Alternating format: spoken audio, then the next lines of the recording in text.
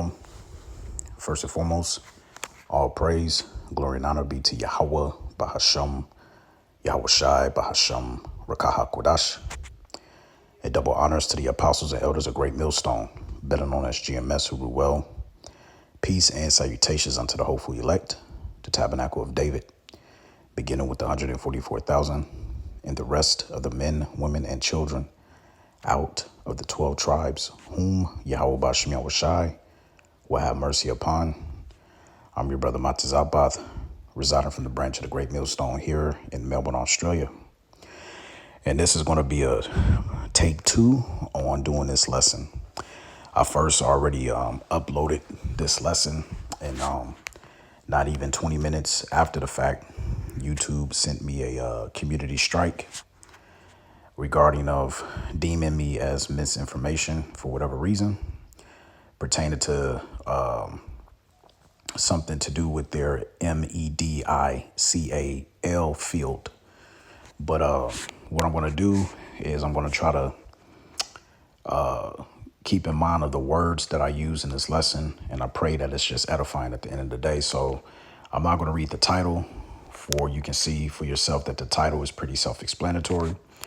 So I'm just going to jump into the article. Now it says here, HBO host Bill Maher has thrown his support behind the globalist depletion cult, D to the E to the P to the O to the P agenda, declaring that the planet is too crowded and we need to promote depletion, right?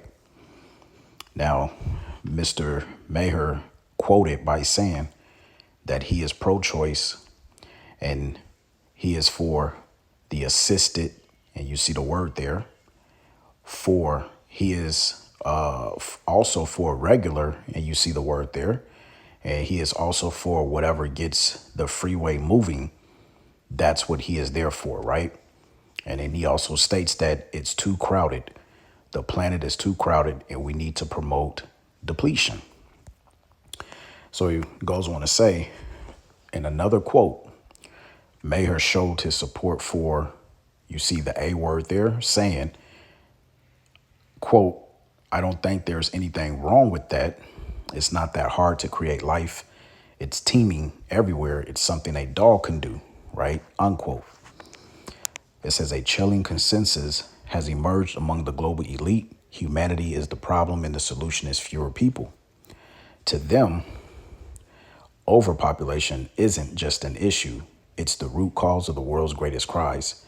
From climate change to economic instability, they argue that our growing numbers are driving the planet to brink of a collapse. And in their eyes, drastic measures are not just necessary, they're urgent.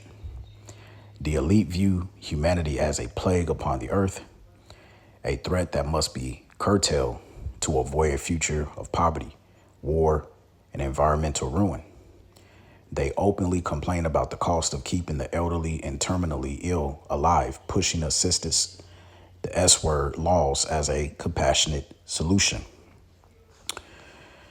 BG is on record calling for government depletion panels to decide who has the right to live and be unalived. In Trudeau's Canada, doctors have been granted this godlike power, and horror stories continue emerging from the socialized medical system every day. Aggressive family planning campaigns in developing nations funded by billion-dollar organizations like the Gates Foundation and UN Population Fund are presented as humanitarian efforts while quietly advancing a D to the E to the P to the O to the P agenda. And policies encouraging the S word you see there, the A word you see there, and contraceptive uses are often packaged as empowering, masking their true purpose. Now, it says here, I'm not going to read the portion about Margaret Sanger because they are really cracking down hard when we bring up stuff that they're not too fond of, what they've went ahead with back in the past, right? But it says, this Luciferian ideology is being sold to us in plain sight. And Hollywood blockbusters like Avengers, Infinity War glorify villains like Thanos, whose solution to the universe's problems is erasing half of all life. Documentaries like Planet of Humans argue that overpopulation is unsustainable and drastic measures are required. Popular musicians and influencers subtly, Salakia, echo the messaging, painting humanity as a virus consuming the earth. Even in academia, top institutions teach that population growth is an existential threat, with economists and societies proposing controversial solutions to control it. And let's not forget the policies taking hold worldwide. The Dutch government is phasing out farms under the guise of climate regulations, but critics warn it's part of a broader plan to reduce the global population's access to food. The WEF promotes insects as a future food source, framing it as sustainable solution while restricting the resources that sustain current diets. And I'm going to say allegedly on that, all right, for the algorithm's sake, all right, and also for the community guidelines, allegedly, all right, as far as we are, we know the truth at the end of the day. It says, meanwhile, initiatives like Canada's MAID program are normalizing euthanasia for reasons as trivial as financial hardship or a temporary bout of the blues. Behind these efforts lies an uncomfortable truth. This isn't about saving the planet, it's about control. And those at the top are using fear, influence, and money to reshape society, convinced they are humanity's saviors. But the question remains, who decides who gets to stay and who doesn't? So as you can see, okay, these devils are working overtime, all right? So we're going to start here, Revelation 12 and 12. Therefore rejoice, ye heavens, and ye that dwell in them. Woe to the inhabitants of the earth and of the sea, for the devil is come down unto you having great wrath, because he knoweth that he have but a short time. And prior to him having that short time, all right, the Heavenly Father, through his son Yahweh Shai, is forcing the hand, because remember, Matthew 24 states that, okay, let's see here. Matthew 24, and I'm going to start, got to go back up some. Let's see here. We'll start at right around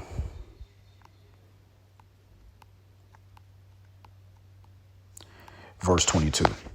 And except those days should be shortened, there shall no flesh be saved. But for the elect's sake, those days shall be shortened. So when I first done this lesson, some of those things that I named that the Edomites are currently doing under so many different disguises, under their pseudo, you know what, okay, which I can't say the word because that's one of the main reasons why the video got taken down. But everything else that they've been doing, if you've been, learning, paying very close attention to what the prophets, beginning with the apostles, the bishops, the elders on down, have been bringing out, you should know by now that what their true intentions are, okay? Because remember, all right, they have enmity against the children of the seed of the woman, going back to Genesis, the 3rd chapter, okay? And so the Heavenly Father, through his son Yahweh Shai, is speeding up the times, okay? And Lord's will, I will do a part 2 dealing with the times being sped up, okay? Because there's a video that I found where scientists want to add on an extra second, all right?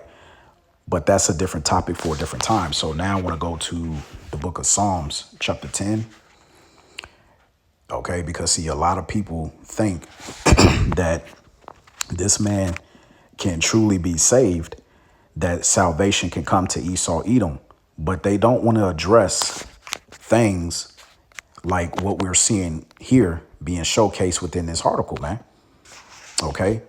And this is going to prove why they cannot seek the Most High. This is Psalms chapter 10 and verse 4 says, the wicked, through the pride of his countenance, will not seek after the Most High. Why? Because the Most High is not in all his thoughts. Right? Why is that? Because let's get a precept. Same book, chapter 58, verse 3. The wicked are estranged from the womb. They go astray as soon as they be born, speaking lies. And as it mentions in Psalms, the 144th chapter, their right hand is a right hand of falsehood, man. So everything that they have going on to try to quote unquote save humanity by implementing what they deem as being the correct way on what the earth needs, a refresher of things, a new world order per se. Okay, it's all based upon falsehood. And Lord's will, we can grab that after this. But it says, verse 4, their poison is like the poison of a serpent, and they are like the deaf adder that stoppeth her ear. Right? Now let's go from there to chapter 144. Okay. And I'm going to start at verse 7. It says, send thy hand from above and rid me and deliver me out of great waters from the hand of the strange children. Now, remember, we read in Psalms, the 58th chapter, about the wicked are born estranged from the womb. OK, so these strange children, it talks about this dealing with them, which is the Edomites, verse 8, whose mouth speaketh vanity, and their right hand is a right hand of falsehood, which let's go from there to Job 14. And actually, no, we're going to go to Job 13 and 4. OK, their right hand is a right hand of what? Falsehood. This is Job 13 and 4. It says, but ye are forgers of lies. Ye are all physicians of no value. OK, this is why it tells you in Romans, the 9th chapter, that they are the vessel of the vessels of wrath fitted for destruction. Let's grab that. OK, Romans 9 and verse 22. I'm going to start at 21. Hath not the potter power over the clay of the same lump to make one vessel unto honor and another unto dishonor? All right. And we know that the vessel unto honor represents the Israelites. OK, starting with the elect, and the vessels unto dishonor represents the Edomites. It says, what if the Most High, whose name is Yahweh, Bahashem Yahweh Shai, willing to show his wrath and to make his power known, endureth with much long suffering the vessels of wrath fitted to destruction? So even though the Heavenly Father wants to put this devil out of his misery, okay, let's get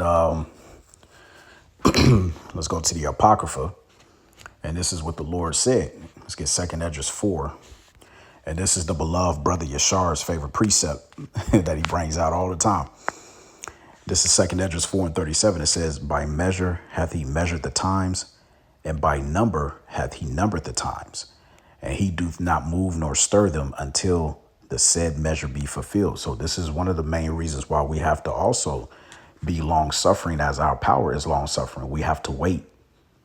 OK, we have to be patient.